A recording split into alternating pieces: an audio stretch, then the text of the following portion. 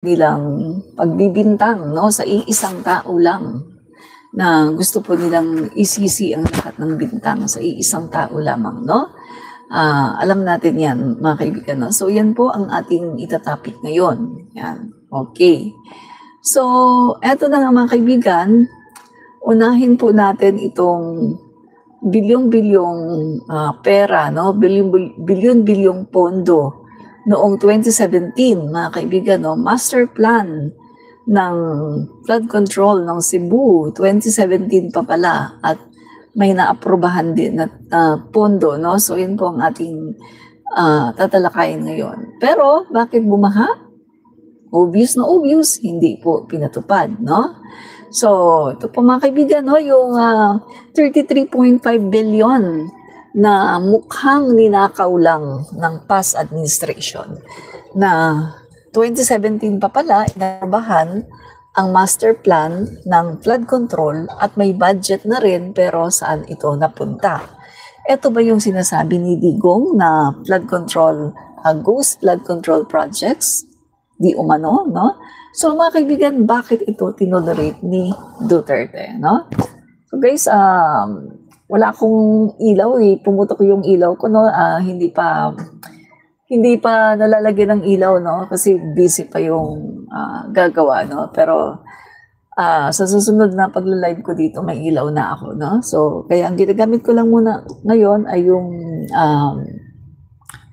ilaw ng aking malaking charger, no? Kaya ganito yung yung aking ilaw. Pero next live, may ilaw na po ako, no? Pumutok siya. Tapos hindi pa nalalagyan kasi nasira din yung alam niyo na yung pinakasaksakan, no? Nasira. Gagawin pa siya. So, tuloy na po tayo mga kaibigan, no? Ito po mga kaibigan, kung tingnan po ninyo yung post ng Cebu Governor Pam Baricuatro, no? Punta tayo. Yan. Puntahan natin na Pam Baricuatro. Yung governor po ng Cebu. Yan. Okay. Dito po sa post po ni Pam Baricuatro, governor po ng Cebu, makikita po natin dito na yung kahit siya po ay isang DDS, mga kaibigan, hindi po niya naitago, no, ang kanyang galit at nais po niya na mapanagot itong may kagagawan, no, itong Duterte administration, no. Sa akin pong basa sa kanyang post, mga kaibigan, kasi bakit niya ito tinrowback eh, no? So kitang-kita natin dito na nais niyang mapanagot itong may mga kagagawan, no, sa flood control, ghost flood control projects na hindi po naayos, kaya po ganito ang nangyari, no, sa Cebu. So ito po mga kaibigan, yung post po ni Pam Baricuatro, ayan, no. Ako, hindi kita, no? Hindi kita. Hindi kita, guys, no? Hindi siya kita eh, no? So, patayin ko kaya, sandali, ano ko muna, tingnan ko kung kita ba. Ito po yung page, oh. Nandito po tayo sa page niya. Yan, Pam Baricuatro, yan, oh. Governor ng Cebu. Ito. Ilayo ko muna yung ilaw. Yan. Ito po, yan, Governor ng Cebu. Yan. Tapos, scroll po natin yung sa kanyang post. Scroll natin yung post ni Pam Baricuatro, no? Governor ng Cebu. Yan. So, scroll po natin. Ito. Yan. Ako, hindi kita. Sandali i-ano ko muna yung para makita nyo. Kasi, yan. Yan, sinarado ko muna yung aking tingnan ko kung kita nyo Ito po, oh. Naku, hindi pa rin kita. Ano kaya siya makikita? Yan. Yan po, oh. Post po ni, maliwanag yata doon, no? Cebu Governor, no? So mga kaibigan, ayan po, oh, hindi nyo kita, puntahan nyo na lang guys, no? Puntahan nyo ngayon, no, yung, ito pong post ni Pam Baricuatro ng Governor ng Cebu. Yan. Dito po sa kanyang post, mga kaibigan, no, sa post po ni Pam Baricuatro ng Governor ng Cebu, nakalagay po dito, no, Cebu deserves to know. Yan. Mga taga Cebu, Cebuano, you deserve to know. Cebuanos are deeply shaken by the devastation Typhoon Tino has caused in our province. Many lives were lost and countless families are suffering. This tragedy underscores a failure to implement a plan that could have mitigated flood risk and protected our communities. The flash floods we endured were triggered by an environmental explosion of water from the Cebu watersheds, overwhelmed downstream towns. This catastrophe could have been prevented if the Metro Cebu Integrated Flood Control and Drainage Master Plan had been executed years ago. But instead of executing this plan, different flood control projects from DPWH were executed instead in the province. What happened to the Metro Cebu Integrated Flood Control and Drainage Master Plan? It was approved years ago with a clear promise to safeguard Cebu from disaster. If it was not executed, we must know why. So makinig kayo mga DDS, you deserve to know this. Mga Cebuano na DDS. Dali ano ko lang to. Yan. Yung governor na ninyo mismo ang nagsasabi kailangan nyo daw malaman ito mga DDS. Yung governor nyo na mismo ng Cebu nagsasabi nito. Yan. So bakit daw hindi daw naipa-implement ang master plan, flood control at drainage master plan ng Cebu? Bakit daw hindi napa-implement? Sabi niya, I was in yesterday's meeting with PBBM, Secretary Dizon and the mayors, and this was discussed. I commit to working together to implement the master plan and protect Cebu's people. Yan. So, nakipag-usap daw siya kay PBBM at nag-comment siya na ipa-implement ito. So, ngayon mga kaibigan, those responsible must be held to account. We demand transparency, accountability, and immediate decisive action. Justice for Cebu. So, ito na ngayon mga kaibigan. Pinost ngayon ni Governor Baricuatro yung isang post mga kaibigan, patungkol dito sa 33.5 billion Metro Cebu Integrated Flood Control and Drainage System Master Plan na noong 2017 pa pala mga kaibigan ay na-approve at naglabas na rin ng 33.5 billion na pera. Ang tanong, bakit hindi na ipa-implement? So, eto ngayon mga kaibigan, pinost ni Governor Baricuatro. Hindi nyo kasi kita Bakit kaya? Sandali, baka masyadong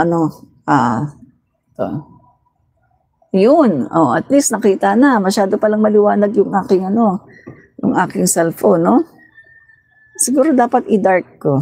Dark. Yan. Hindi kita.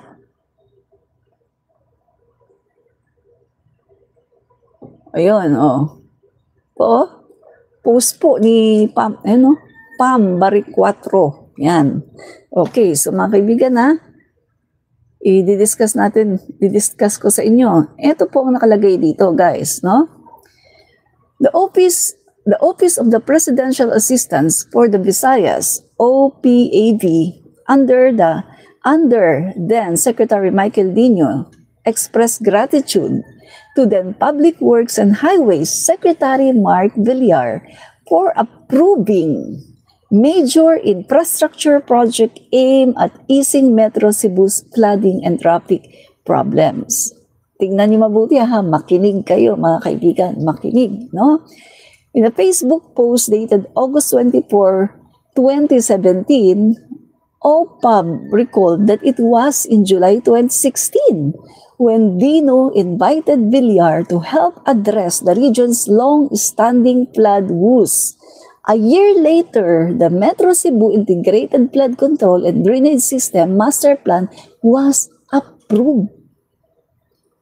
33.5 billion earmarked for infrastructure requirements. See?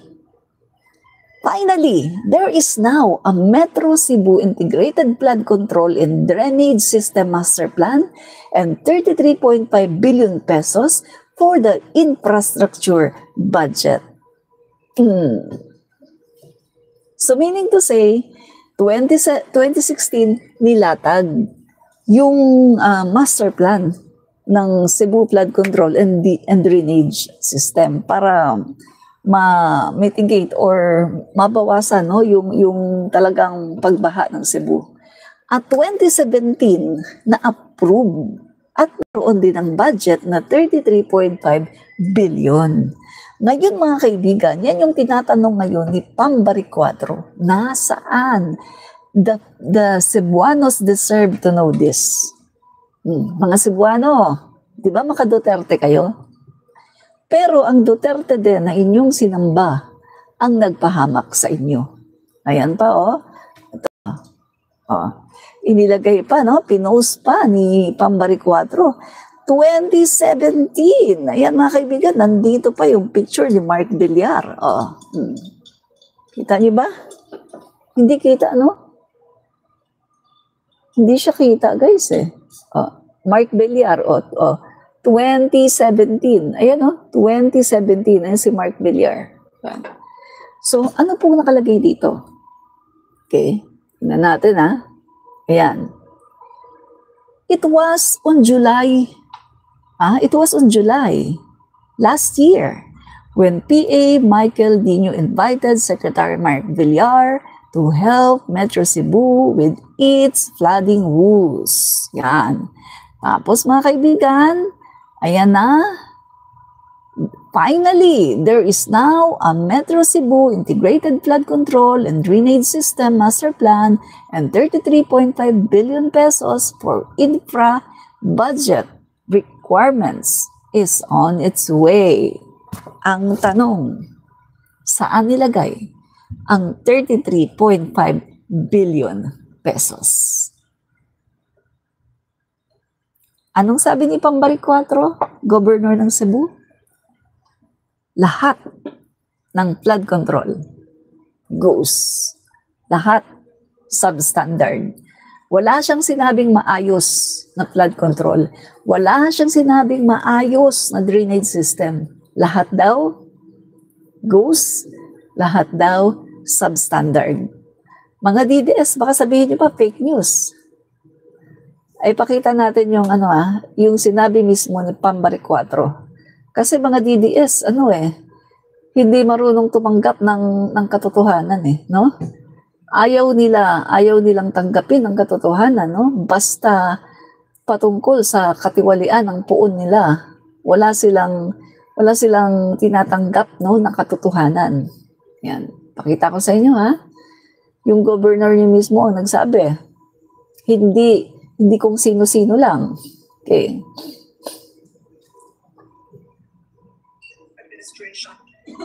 Or that the province has been receiving. So has it been many years that the past administration, or that the province has been receiving flood control funding?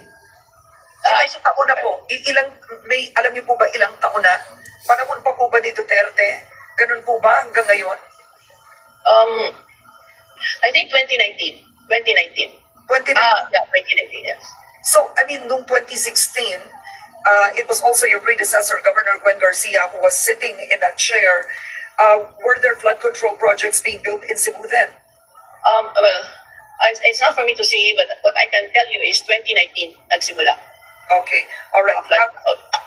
ba? 2019 nagsimula ang alleged corruption? Ganun po ba sa flood control? I suppose. So, has it been Nahihirapan. many years that Nahihirapan siyang magsabi kasi nga DDS po yan si Pambari 4, no? Hirap na hirap po siyang got, no?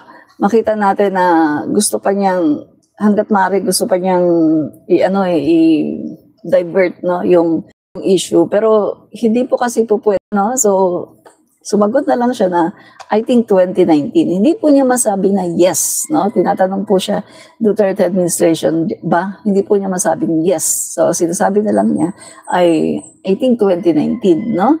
Pero ito nga po mga kaibigan, nakita na po ni Governor Pambari 4 ayon po sa kanyang pag-iimbestiga. Kasi nag-iimbestiga po siya, guys, eh.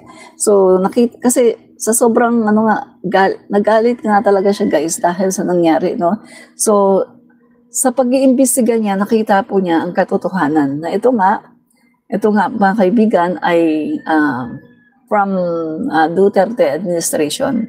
Ito po ang nangyari, no? Duterte administration pa. Kaya ito mga kaibigan, nakikita po natin dito sa post ni Pambari 4 na gusto niyang panagutin, no, yung past administration dito po sa ginawa nilang katiwalian dito sa flood control, no, project dito sa Cebu. Kitang-kita po ito mga kaibigan, no, dito po sa kanyang post, yan mga kaibigan, kanya pong tinrobak, no, tinrobak po niya mga kaibigan ang isang post na napakatagal na, yan, no. Ito pong post na ito ay August 24, 2017. Ayan, no, tinrobak po niya. Nandyan po sina Mark Villar, no? Yan po, sina Mark Villar, mga kaibigan, 2017. Tinrobak po niya. At ang nakalagay nga po dito ay it was on July 2016, mga kaibigan, ay nilatag, no? Nilatag yung mga master plan, yung plano pagkatapos 2017 na aprobahan with 33.5 billion. Yan po mga kaibigan, no? Kaya ito po guys, no? Nakakatawa itong mga DDS kapag sinasabi nila na bakit daw napupunta ang investigasyon sa Duterte administration. Eh kitang-kita naman na halos lahat, no? Halos lahat ng mga lumalabas ngayon, mga kaibigan, ng mga katiwalian sa flood control ay talagang itinuturo ang Duterte administration. Hindi po tayo pwedeng magbulag-bulagan dito dahil lang sasabihin nyo na ayaw nyong i-implicate ang Duterte admin. Dapat i-spare kahit na sila naman ang pinagmulan ng lahat ng mga ghost flood control projects na to, no? So, ito pa mga kaibigan, no? Ang sabi pa niya dito, wait, post ito mga kaibigan, ha? Sabi pa niya, wait, there is more. The post added, aside from the flood control project, we are so glad that a new infrastructure project we lobbied has been approved. The Guadalupe Lahug Diversion Road. Thank you, Secretary Mark Villar. Yan po ang sinasabi dito, ha, mga kaibigan, ha. So ngayon, kung na-approve na pala itong master plan na to ng mga flood control at drainage system sa Cebu, at kung naglabas na pala ng 33.5 billion, ang tanong, bakit ganito ang naranasan ng Cebu? Bakit ganito ang naranasan ng Cebu? So meaning to say, mga kaibigan, hindi po ito pina-implement. Ang tanong, nasaan ang pera? Nasaan ang pera, mga kaibigan? Sabi ni Governor Pambari 4, Cebu deserves to know. Mga Cebuano, you deserve to know this. Yung inyong inidolize na Pangulo ng Pilipinas ang nagpahamak sa inyo. Nawalan kayo ng mga mahal sa buhay, nawalan kayo ng bahay, kotse, ari-arian dahil sa inyong inidolize na si dating Pangulong Duterte na hindi naging tapat sa kanyang tungkulin. Na ang ginawa lang ay pagnanakaw. kasama ng kanyang mga opisyales. Puro pagnanakaw ang ginawa ng Duterte administration. Kitang-kita dito mga kaibigan, ulitin ko, ito po ay post ng Governor ng Cebu, Pam Baricuatro. Cebu deserves to know. Cebuanos, yan, you deserve to know. Cebuanos are deeply shaken by devastation, typhoon, no?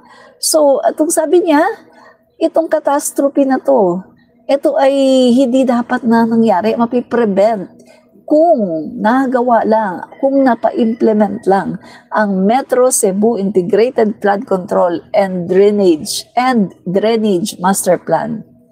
Kung napa-execute lang ito many years ago.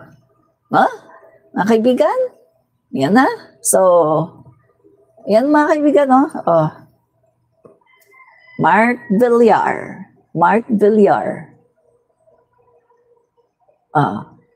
So, basahin ulit natin yung sinasabi dito na isang post noong 2017, mga kaibigan Yan basahin ulit natin. Post ito noong 2017. So, ibig sabihin, panahon ito ni Mark Villar at ni Duterte. Yan, basahin natin. Okay. Ang sabi po dito, mga kaibigan, sa mga ngayon lang dumating, makinig kayo, mga Duterte na ngayon lang dumating. Ito It was on July last year when PA Michael Dino invited Secretary Villar to help Metro Cebu with its flooding woes. So, kailan daw? Last year daw. Last year. Ibig sabihin dito, 2016. Kasi 2017 yung post, no? August 24, 2017. Ang sabi dito, last year. So, 2016. Inimbita daw si Mark Villar, no? Para tumulong daw sa Metro Cebu with its flooding woes. Finally, there is now a Metro Cebu Integrated Flood Control and Drainage System. So, tuwan-tuwa siya. Finally, meron na daw master plan, no? Metro Cebu Integrated Flood Control and Drainage System Master Plan. At meron ng 33.5 billion pesos for infrastructure budget requirements is on its way. So, meron na daw. So, ngayon mga kaibigan, bakit hindi ito napa-implement? Saan nilagay ang pera? Yan po Guys, ang nag-post niyan, si Pam Baricuatro, isang DDS na gobernador. Yan, si Pam Baricuatro. Guys, anong sabi ni Pam Baricuatro? Duterte forever. So huwag kayong magalit sa kanya. Duterte to. DDS talaga to. Pero mga kaibigan, hindi naman siya pwede magsinungaling Kasi bilang isang governor ng Cebu, mas kailangan niyang unahin ang tao kaysa pag-idolize niya kay Duterte. Sabi ni Dennis Fredul Luces, basihan mo po, sino ang nag-post? Si Pam Baricuatro, na governor ng Cebu. At saan niya kinuha yung post? Doon mismo sa, dito niya kinuha yung post. Natin Office of the Presidential Assistance for the Visayas. Diyan niya kinuha.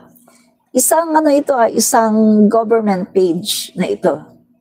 Diyan niya kinuha yung post. In-screenshot niya at ipinost niya sa kanyang wall.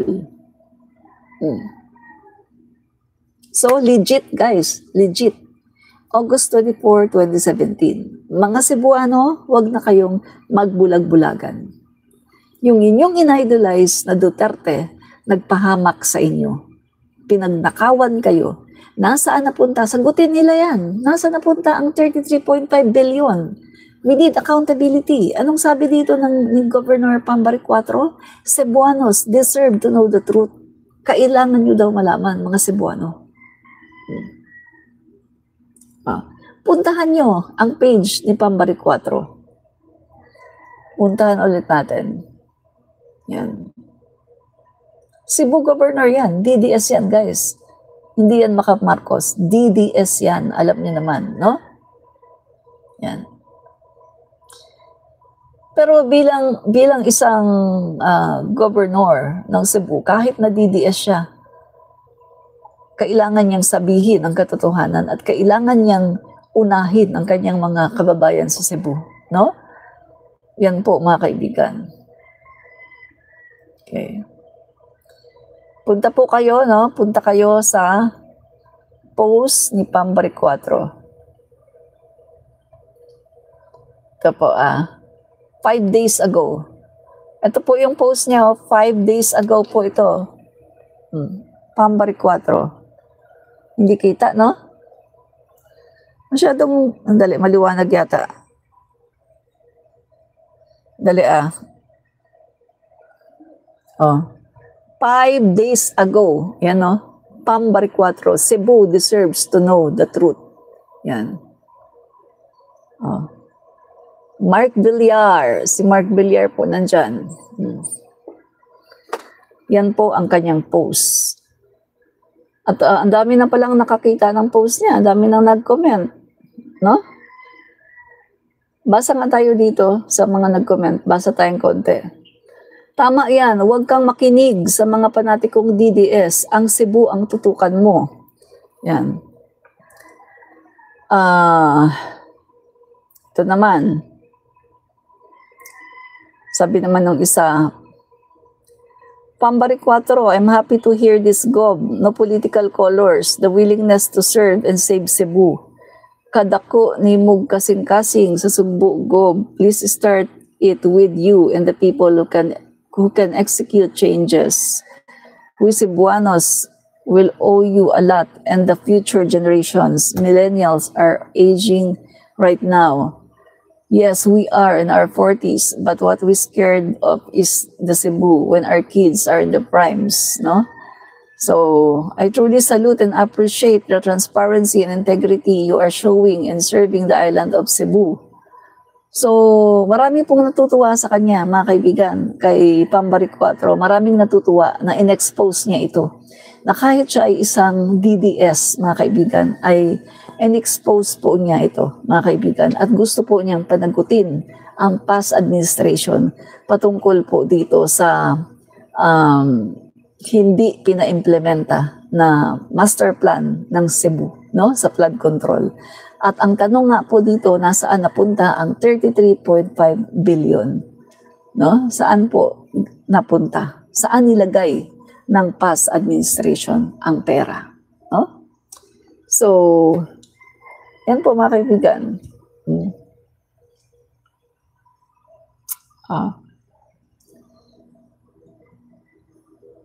Dali, i-share ko nga itong i-share ko sa aking wall, no? Sa aking page, yung post ni Pambaric 4 para makita nyo rin.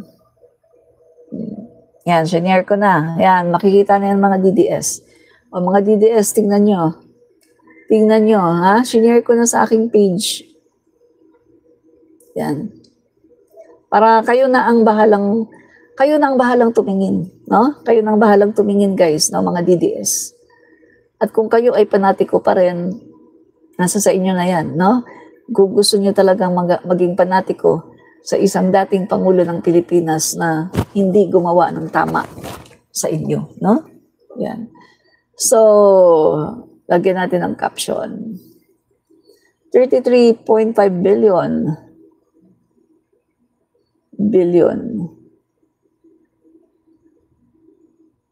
Saan nilagay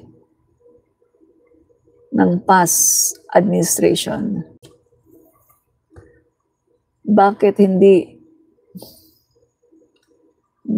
hindi pina-implement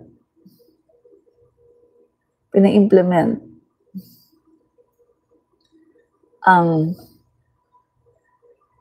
flood control master plan. Gayong may budget na pala.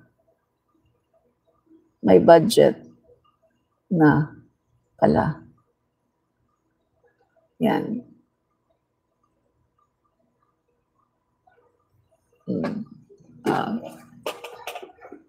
So, mga kaibigan, yan po ang katotohanan. Ang katotohanan na ayaw tanggapin ng mga DDS. Diba?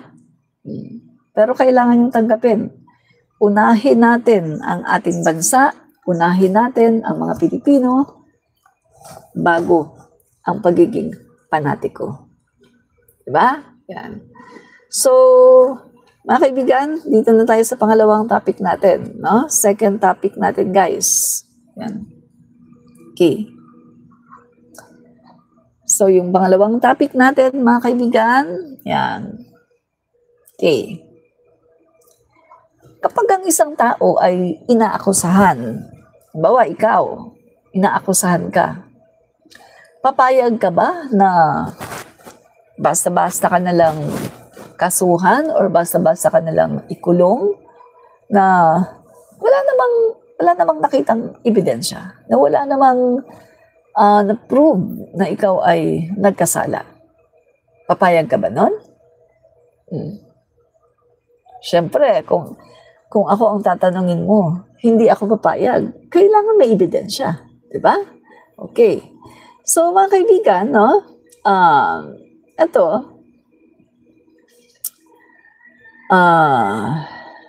kailangan po ng rule of law, no? Hindi po trial by publicity.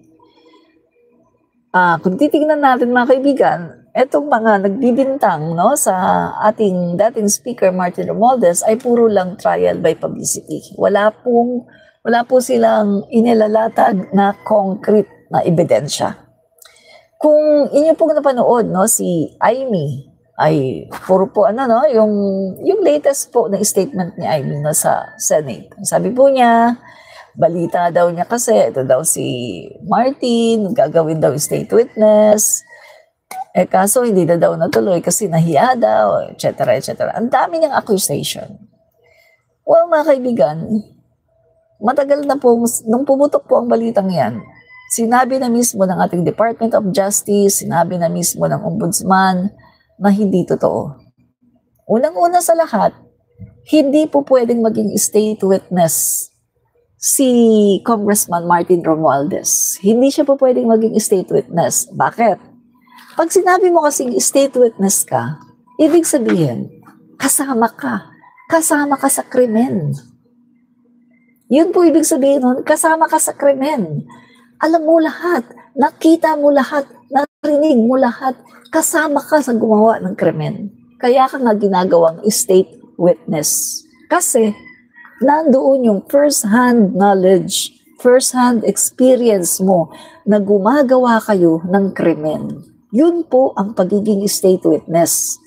At kaya ginagawang state witness ang isang tao kasi, halimbawa, merong mga malalaking pangalan na walang nakitaan na ebidensya, no, na talagang magdidiin sa kanila, hindi masyadong halata ang mga ebidensya na magdidiin sa kanila, kaya kailangan po ng state witness.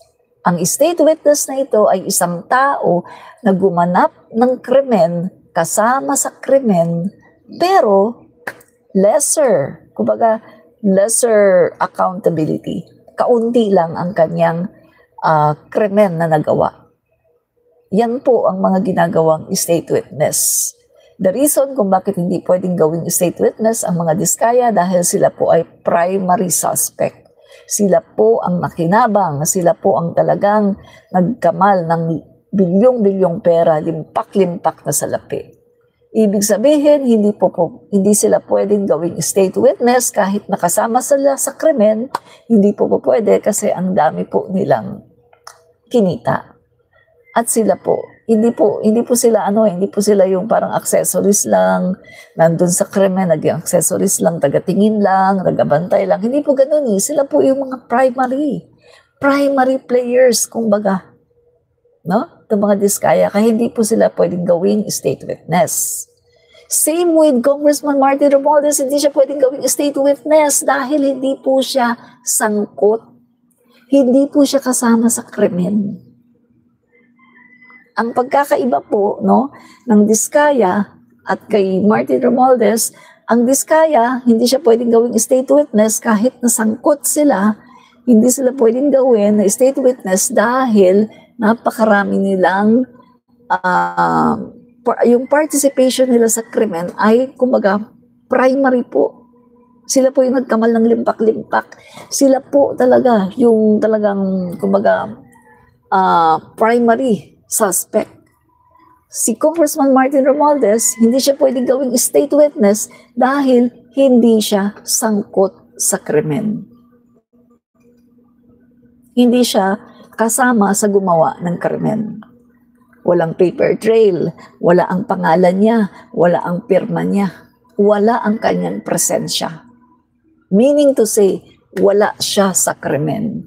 Kaya hindi po siya pwedeng gawing state witness. Kaya nga nakakatawa ang isang Amy Duterte na walang alam, na turingan na anak daw ng presidente, na turingan na matagal ng senadora, hindi niya alam yung konsepto ng pagiging state witness. Hindi talaga po pwedeng maging state witness si Speaker Martin dahil hindi siya kasama sa krimen. Yun lang yun. Pero itong si Amy, pinagkakalat niya na kasama daw nasa state witness daw, gagawin daw state witness. Puro haka-haka.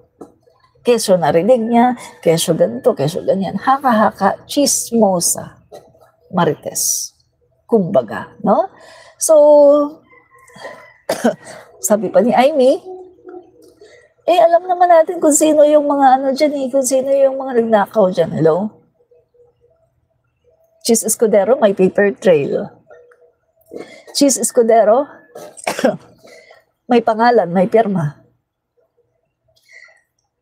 Nahulihan, may CCTV footage, pumunta sa Congress sa kasagsagan ng holiday.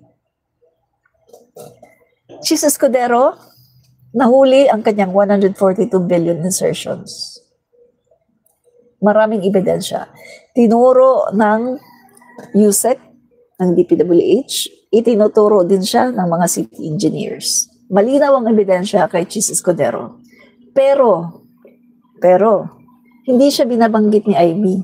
Hindi sinasabi ni Amy na magnanakaw si Chis. Hindi sinasabi ni Amy na ito si Chis. Wala. Walang say si Amy. Pero si Martin Romualdez, na walang nagtuturo, walang direktang ebidensya laban sa kanya, yun ang kanyang tinuturo na mastermind daw. Very ironic, di ba? Ang sabi nga ni Trillanes, sino daw ang mastermind? Sabi naman ni Trillanes, Bongo. Bakit si Bongo ang tinuturo ni Trillanes na mastermind? Kasi si Bongo daw yung naglagay ng mga tao na yan. Yung sina mga Alcantara, yung secretary na, yung USEC ng DPWH. Marami pang sinasabi si Trillanes eh. Meron siyang mga dokumento, ganyan ang dokumento ni Trillanes. Oh. Bongo daw, si Bongo daw ang mastermind, pinaka-mastermind. Pag sinabi mo si Bongo, sino ba ang malapit kay Bongo na tatay niya? Duterte. Diba? So, yung mga tao na yan, na merong mga ebidensya, no, laban sa kanila, hindi siya tinutulig sa ni Amy. Jovel Villanueva, meron din, may evidences. Jinggoy Estrada, meron din. Pero hindi tinutulig sa ni Amy. Sino ang dinidian ni Amy? Martin Romualdez ang dinidiin ni Amy kahit walang paper trail, wala ang kanyang pangalan, wala ang kanyang pirma, wala ang kanyang presensya. Pero Martin Romualdez ang dinidiin ni Amy. Doon mo makikita, di ba? Doon mo makikita, mga kaibigan, galawang Duterte. hindi niya inaakusahan, hindi niya binabatikos yung mga kasamahan niyang senador kahit gabundok ang ebidensya. Pero kanyang idinidiin ang isang tao na walang ebidensya na nagtuturo sa kanya. Wala siya sa BICAM, wala ang kanyang pangalan, wala ang kanyang pirma, wala ang kanyang presensya. So, yun mga kaibigan, di ba? So, dito, makikita natin, mga kaibigan, no? Makikita natin na ito po, mga kaibigan, ay talagang makikita natin dito na itong si Amy, mga kaibigan, ay talagang may kinikilingan. Diba? May kinikilingan, guys. At dito siya kumikiling sa masasamang tao. Diba? So, yan po guys, no? So, kailangan po natin dito yung tunay na trial, yung rule of law, hindi trial by publicity, no? So, itong Independent Commission for Infrastructure report, mga kaibigan, or ICI report is not a conviction, no? Ang ombudsman naman, sila naman yung nagde-decide base sa mga dokumento at mga ebidensya.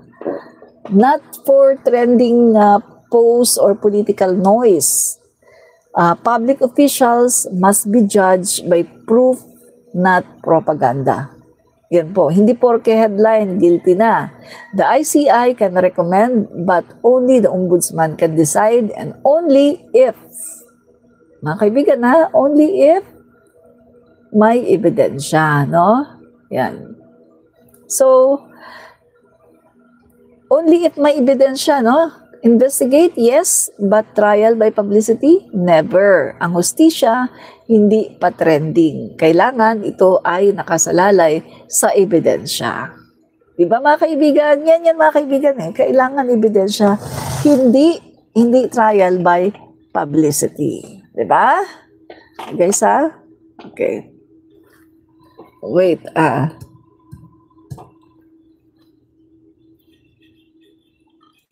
So, yun mga kaibigan, hindi po pwedeng trial by publicity lang, no? Yan. So, ito pa. Yan. Pagdating po kay Speaker Martin, tingnan natin mabuti mga kaibigan na. Kay Speaker Martin, mga kaibigan, tingnan natin na. Walang paper trail, walang kickback trail. Yan po mga kaibigan ha. Walang no sign voucher, wala po. Wala pong makikita na nag-sign siya ng voucher, no? Dito kay Speaker Martin Romualdez. Wala pong ganun, walang makikitang ganun, guys, no? Okay. And okay.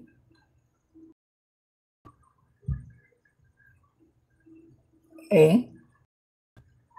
At ano pa?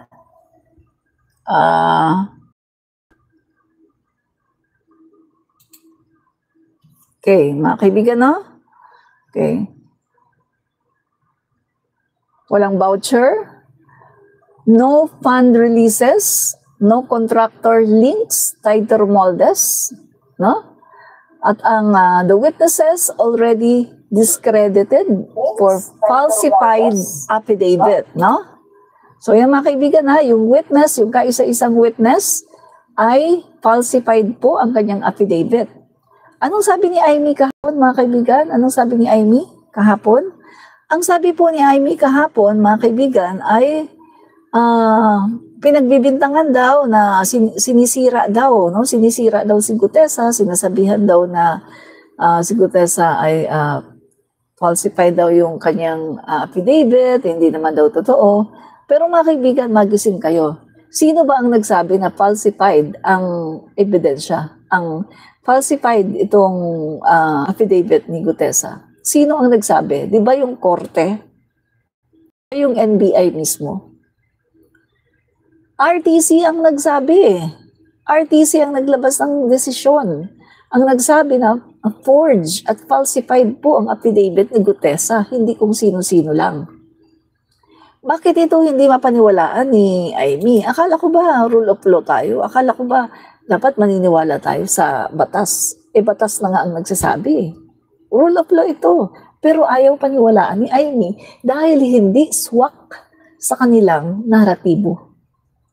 Yan po ang mahirap sa kanila, mga kaibigan, no? Kapag hindi swak sa kanilang naratibo, ay para po sa kanila, ito ay gawa-gawa lang, no? Mga kaibigan. Yan po ang mahirap sa kanila. Yan. Okay, so forge po ang ebidensya na ginawa, no? At bakit po itong si Amy bakit po sinabi ni Amy yun, mga kaibigan, na tinakot daw si Gutesa, tinakot daw, tinutukan daw, my God, tinutukan daw, pati daw pamilya ni Gutesa, tinutukan. Tingnan niyo, mga kaibigan, tingnan niyo. Huling-huli kasi sila sa kanilang pagsisinungaling, di ba? Nung nawala si Gutesa, anong sinasabi ni na Marcoleta at ni na Defensor? Tinatago ng Marines. Yan ang sinasabi nila, tinatago, protektado daw ng Marines. Ngayon, binasag sila ng Marines. Anong sabi ng Marines? Hindi nila tinatago si Gutesa. Never nilang tinago si Gutesa.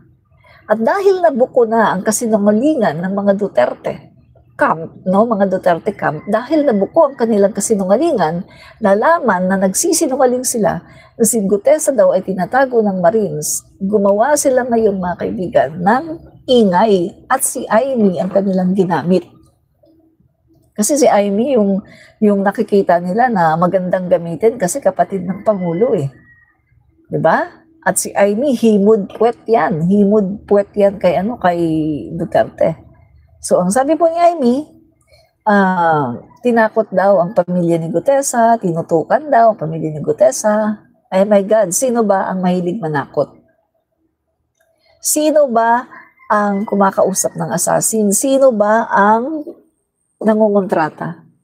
Sino ba ang may mga ebidensya? Pamilya na nananakot. Sino ang maraming chinugi? Tingnan nyo, magmula sa tatay, umaamin na kumikitil ng buhay nung siya ay naging presidente, 30,000 EJK. Yung kapatid naman na panganay, Pulong Duterte, kitang-kita nyo naman sa video kung paano siya manakot. May hawak siyang knife, pinagsusuntok-suntok na gano'n doon sa bugaw, hine-headbutt pa, pinagmumura, ang daming bodyguard, no? At may banta pa na kikitla ng buhay. Sino ang nananakot? My God! Ang sabi nga ng mga kalaban sa politika ni Speaker Martin Romualdez sa Leyte, wala daw ganyan. Si Congressman Martin Romualdez daw ay mahinahon, mabuting tao. Never daw nagpa-kidnap, never daw nananakot, never daw nangharas. So kung may pangaharas dito, walang iba kundi ang Duterte. Dahil sila ang may history at kilalang kilala na nangaharas. Sara Duterte. Online kita ng buong mundo, pinagbantaan, tsutsugihin ang Pangulo, si F. Elisa, si Martin Romualdez. Nanuntok ng sheriff. Papahukay kay Apulacay, patapon sa West Philippine Sea. Sino ngayon ang may history ng pagiging bayolente? Kitty Duterte. Pinagmumura yung mga pulis.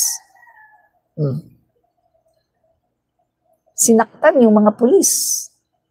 Abansenya, pinukpok yung pulis sa ulo, nagkabukol ang laki. Sino ngayon yung bayolente na pamilya? Ang daming ebidensya, Duterte family, mga bayolente, pamilya ng mga bayolente. Pagkatapos, isisisi nyo, Martin Romualdez, Bongbong Marcos, sasabihin nyo, tinakot si Gutesa. My God! Si Duterte na nga mismo ang nagpatotoo eh. Ano sabi ni Duterte? Napakabait ni Marcos. Alam niyo ba si Marcos, Napakabait niyan. Kahit langaw, hindi nga niya mapatay. Sa totoo lang, no? Ang bait ni Marcos. Mga kaibigan, etong mga sinasabi nga to ni Amy ay kitang-kita, no? Mga kaibigan. Kasi sila po ay bukong-buko na sa pagsisinungaling. Na gumagamit sila ng tao para idiin si Martin Romualdez. Pero ang katotohanan, mga kaibigan, bayad. At anong sabi ni Amy? Lahat daw yan, oh, magre-recant daw.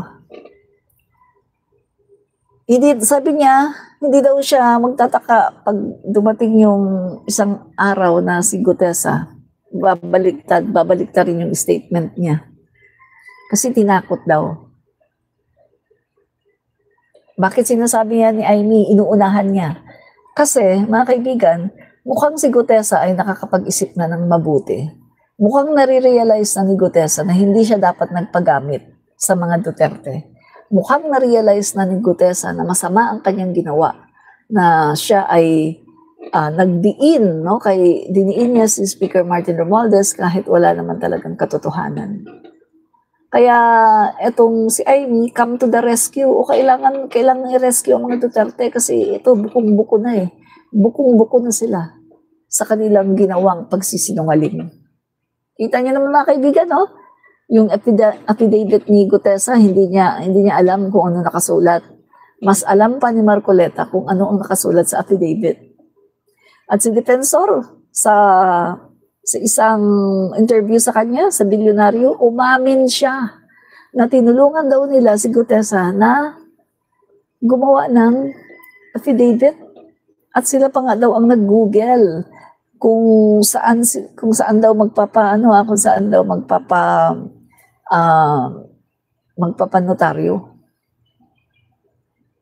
Ako naman, yung aking kaisipan, yung aking utak ay medyo nag-a-advance, no, gumagana na tinulungan. Talaga bang tinulungan or talagang kayo ang gumawa?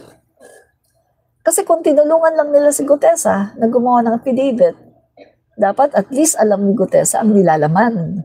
Bakit mukhang hindi alam ni Gutesa kung ano ang laman ng kanyang affidavit? Bakit si Marcoleta ang mas nakakaalam ng affidavit ni Gutesa? So mukhang sa tingin ko hindi siya tinulungan. Mukhang sila talaga ang gumawa ng affidavit ni Gutesa. Diba? Ay, nako. Stress na naman ang mga DDS. Okay, no? So, malinaw kay Speaker Martin, no paper trail, no kickback trail, no signed vouchers, no fund releases, no contract links tied to Romualdez, wala as in wala. No?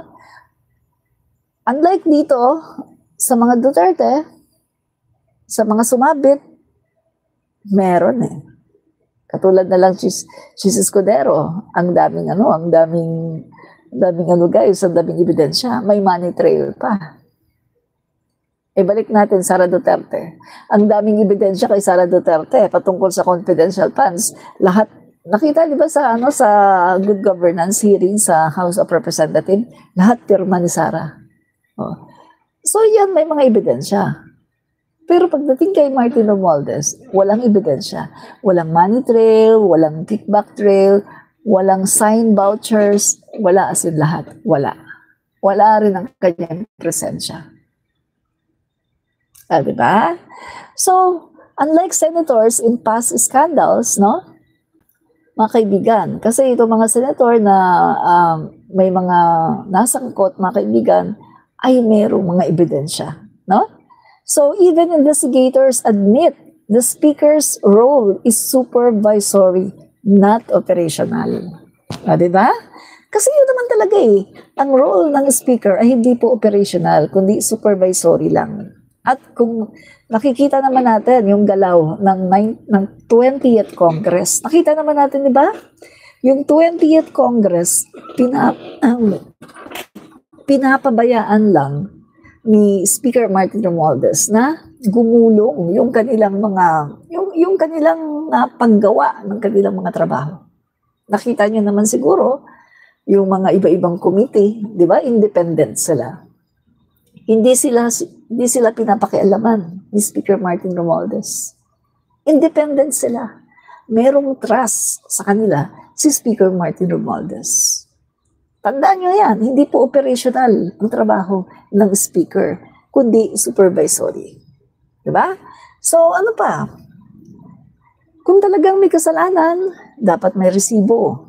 Sa kaso ni Congressman Martin, puro kwento, pero walang dokumento. Ulitin ko, dito po sa kaso ni Speaker Martin, puro kwento, pero walang dokumento. In the Senate cases, there were checks, cash, and NGOs. Here, just ghost stories from ghost witnesses. In short, mga kaibigan, sa kaso ng mga senators, merong mga nakitang cheque, may cash, at mga NGOs na doon daw inilagay yung pondo, no? Pero sa kaso naman ni Speaker Martin, puro lang ghost stories at ghost witnesses. So doon po natin makita ang pagkakaiba na pagdating po kay Martin Romualdez, gawa-gawang kwento para lang idiin. Di ba? So, ito pa.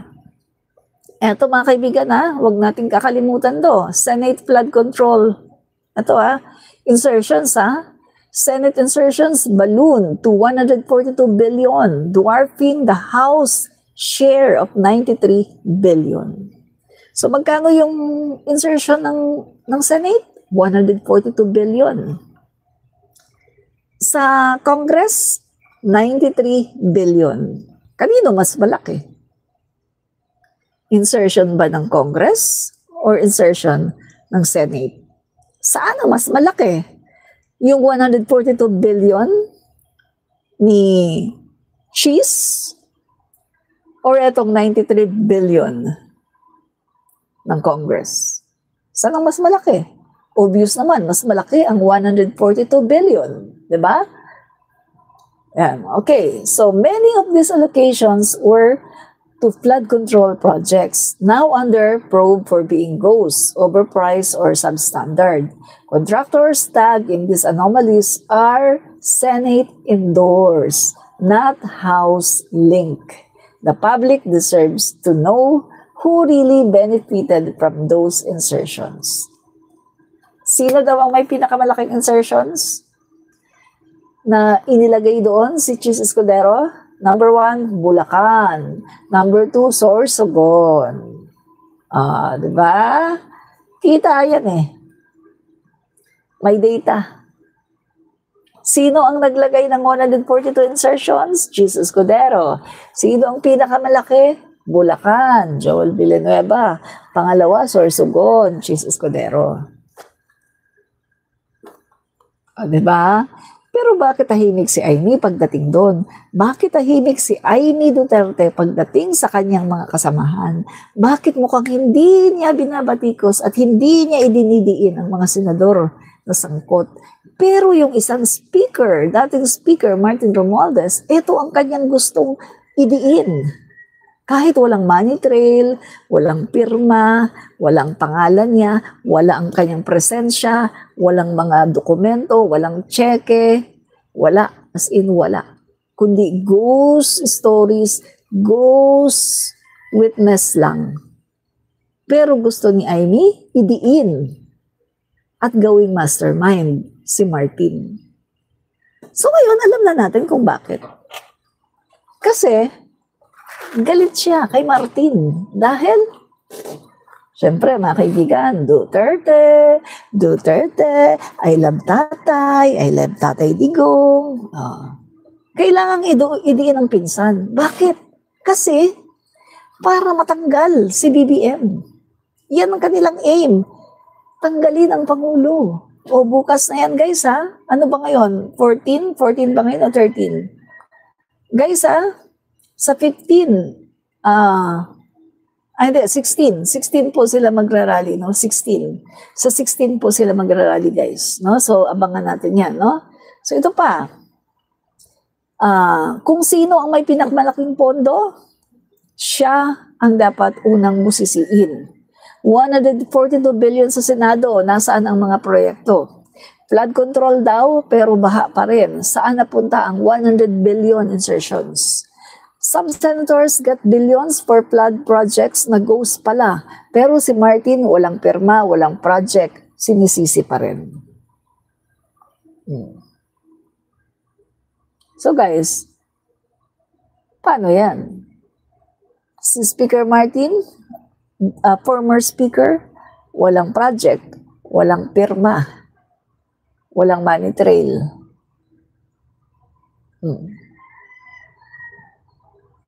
Pero yung mga senador, meron. Pero magtataka ka kay Amy, si Martin ang kanyang sinisisi. Galawang Duterte. Diba? Galawang Duterte. Diba?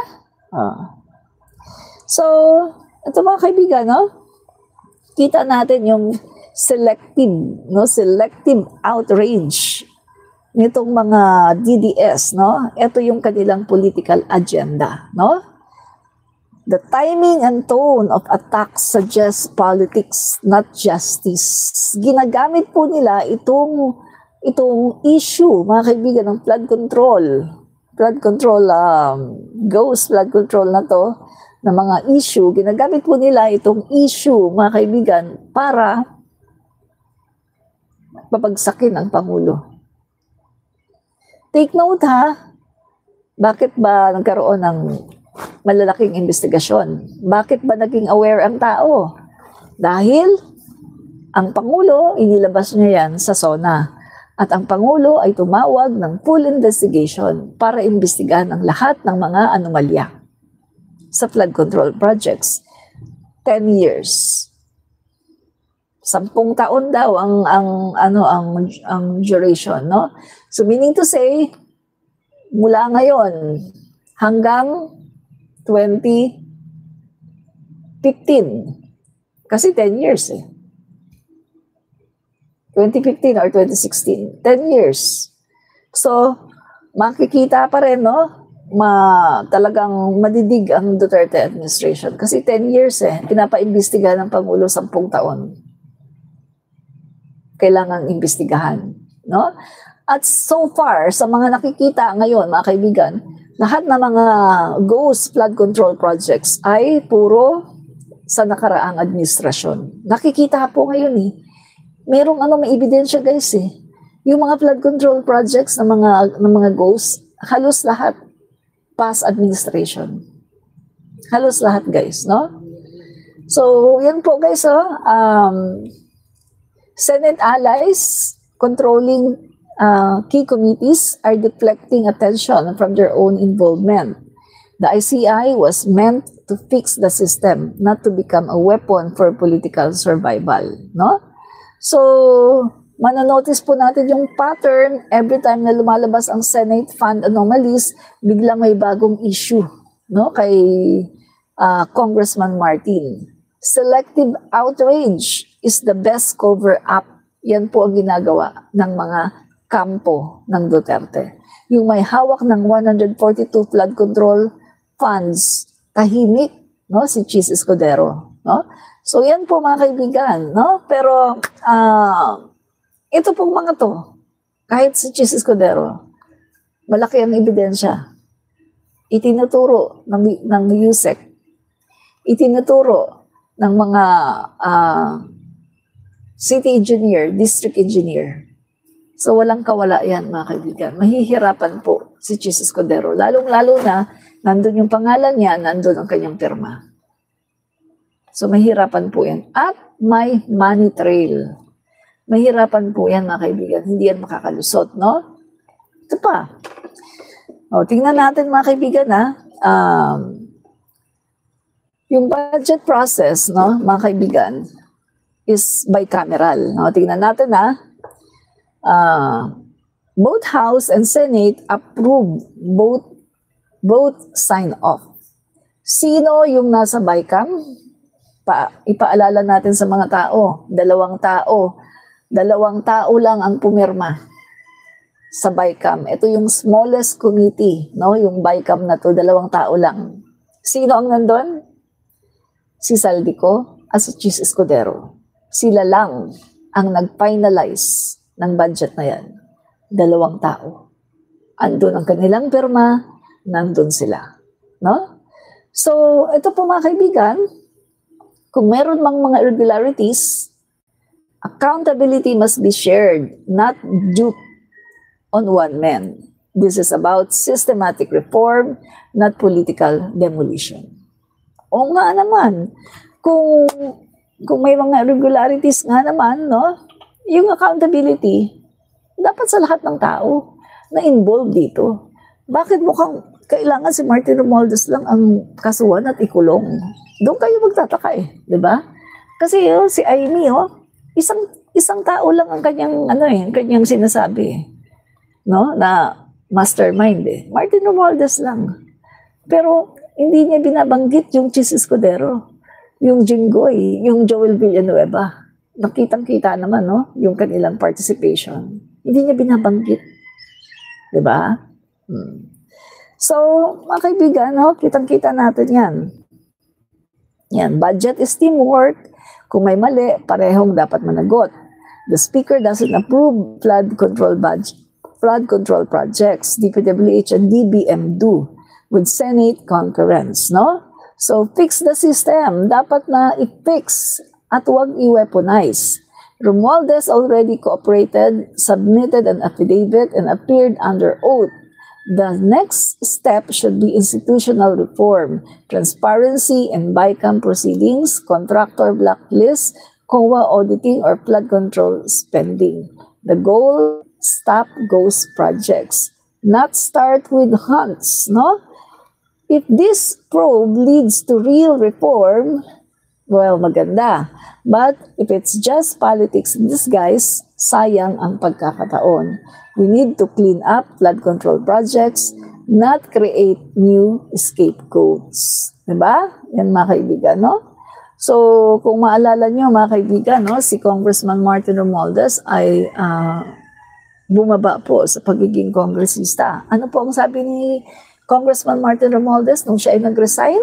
Kasi gusto daw niya na makatulong at sabihin, no, ang lahat ng kanyang nalalaman patungkol, no? Kung may mga nalalaman siya, ay sasabihin niya patungkol dito po sa paggawa ng mga budget. Kasi, mga kaibigan, ang sabi po ng mga kongresista, marami po nagsabi nito, nag-testify ng mga kongresista, pag alis ng budget sa House of the Representatives, ay walang insertions. Nandyan pa ang PhilHealth, nandyan pa, buo pa rin ang pondo ng DepEd, wala silang tinanggal, wala silang binawasan. Intact po ang budget. Nung umalis ang budget sa House of the Representatives, intact, walang nabawas. Walang tinanggal na pondo ng PhilHealth, walang binawasan na DepEd, as in intact. Pero nung dinala na siya sa Senado at napunta na sa BICAM, doon na nagkawindang-windang. Tinanggal ang ilang bilyon sa PhilHealth, binawasan ng DepEd, at ginawa po nila, pinataas nila ang budget ng DPWH. Senate po yun ang gumawa. BICAM ang gumawa. Hindi ang Congress. Malinaw po yun. Malinaw yun. Diba? Kaya tingnan po natin sa mga susunod po na kabanata kung ano na po ang mangyayari. No? So, guys, meron dito ito, bago lang to, no? 37 legislators and BBM's list, former speaker not included. Yan. President Ferdinand Marcos Jr. says 37 legislators appear on his list of officials linked to anomalous projects. Asked if the former speaker was included, Marcos replied, I don't think so. The president also stressed, we don't file cases for optics. We file cases to put people in jail. Maganda, di ba? Hindi katulad sa panahon ni Duterte. Kahit na walang ebidensya, kahit na tanyang ebidensya lang, magpapile ng case para lang sirain ang reputasyon ng isang tao. Pagkatapos ilang taon ang makakalipas, malalaman na wala naman palang kasalanan yung tao, suma-acquit lang, katulad kay Leila de Lima. So ngayon po sa panahon ng PBBM, ang sabi niya, we don't file cases for optics. We file cases to put people in jail.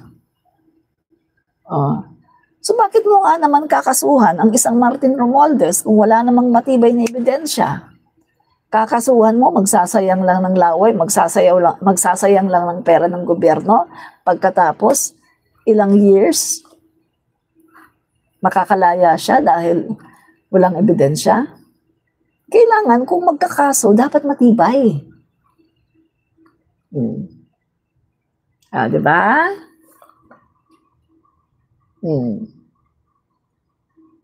Kaya, ito sinasabi ko sa inyo, mga DDS, punta kayo kay Sara Duterte.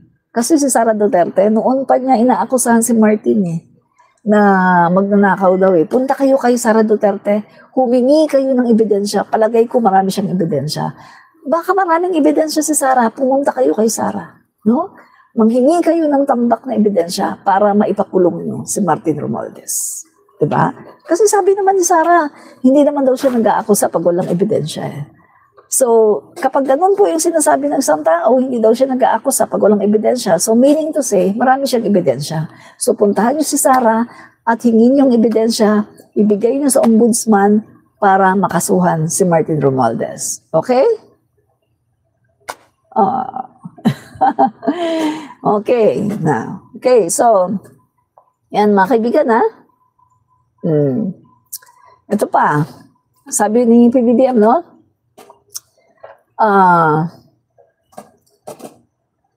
On Romualdez, and 37 legislators nasa list, but no, I don't think so. The only evidence made against him is in the Senate. With the Speaker, no, not as yet. If something comes out, then he might be answerable for something. We don't file cases for optics. We build cases to put people in jail, to make people answer. I know many suggestions or who else we should file cases against. Well, we're fine with that. Provide us with the evidence and we'll file case against them. Bigyan niyo kami lahat ng ebidensya na meron kayo para magamit namin. Para kasuhan kahit sino. Walang immune dito. Walang exempted sa investigasyon na to.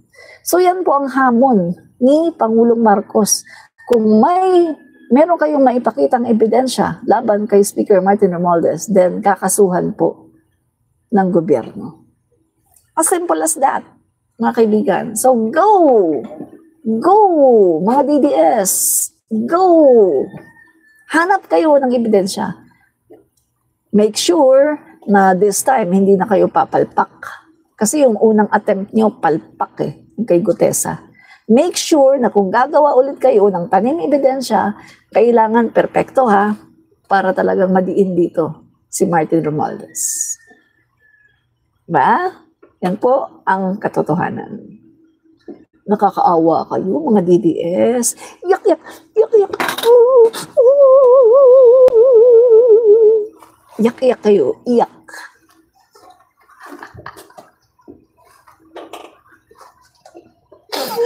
Ay, nako. Yan, nakapagpaiyak na naman ako ng DDS. Ito pa. O, itapik natin to kasi malapit na to, no? Yan. Kaibigan, no? Itapik natin to. Malapit na to. Ito guys, no? Itong rally na gagawin 3 days, no? Itong rally ay nagagawin po, mga kaibigan, ng INC together with JIL. Sabi, kasama daw JIL at kasama din daw ang KOJC. Mga kaibigan, Itong rally na gagawin nila ay clear na power grab. Power grab. Lumalabas na ang mga pangalan sa likod ng rally na ito. Malinaw ang kanilang tunay na motibo. Hindi ang kaayusan at kapayapaan, kundi ang ilagay sa pwesto si BP Sara. Malinaw yan. So 3 araw na rally, libo-libong tao ang hinahatak at balak nilang manatili sa kalsada. Provided ang transportation, pagkain, tubig, tents at may pakimkim pa. Sino ang financier nito? Sino ang naglalabas ng pera para pakilusin ang libo-libong tao? Remember, ang sabi po, no? Nasa 500,000 per day daw ang pupunta na tao, no, sa rally. Kitang-kita na noong September 21 na ang sanay mapayapang protesta ay sinamantala ng extreme forces para mag-riot, manakit, magnakaw, manira ng mga sasakyan at establishments at maghasik ng karahasan. Kayang-kaya nila itong gawing muli. Papayag ba tayong muling manaig ang puwersa ng kadiliman at kasamaan? Siyempre, hindi. Mga kaibigan, pinangalanan po, no, ni Ramon Tulfo kung sino-sino ang involved, ang mga financier. At kasama doon sa pinangalanan ni Ramon Tulfo, BP Sara Duterte, Pulong Duterte, at nandun din po si Chavit Singson. At mga kaibigan, ang dami po doon yung mga retired generals, no? At nasangkot po, pero for confirmation pa daw, ang pangalan ni Magalong. Mayor Magalong ng Baguio. Diba? So mga kaibigan, ano ang kanilang agenda? 3 days rally para pabagsakin si PBBM, para palitan po ng isang very incompetent at allergic sa accountability na si Sara Duterte. Kaya nga ang sinasabi ko mga kaibigan, tayo mga pro-PBBM, tayo mga kakamping at pati mga dilaw, papayag ba kayo na iluklok ulit ang isang mala Hitler na pinuno? Siyempre hindi tayo papayag. Umaangal na nga tayo sa 30,000 AJK. Umaangal na nga tayo sa Parmeli, sa mga katiwalian, sa ginawa nilang mga ghost flood control projects na yan, mga pagnanakaw sa gobyerno, umaangal na nga tayo. Tapos ibabalik pa natin? No way. No.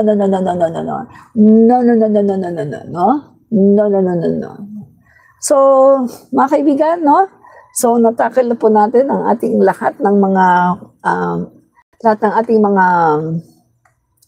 topic, no? So guys, no, hanggang dyan na lang muna at ako ay may gagawin at ako'y aalis. Bye-bye! God bless! Ingat-ingat po tayo mga kababayan! Fight fake news, expose the truth. Bye-bye and God bless.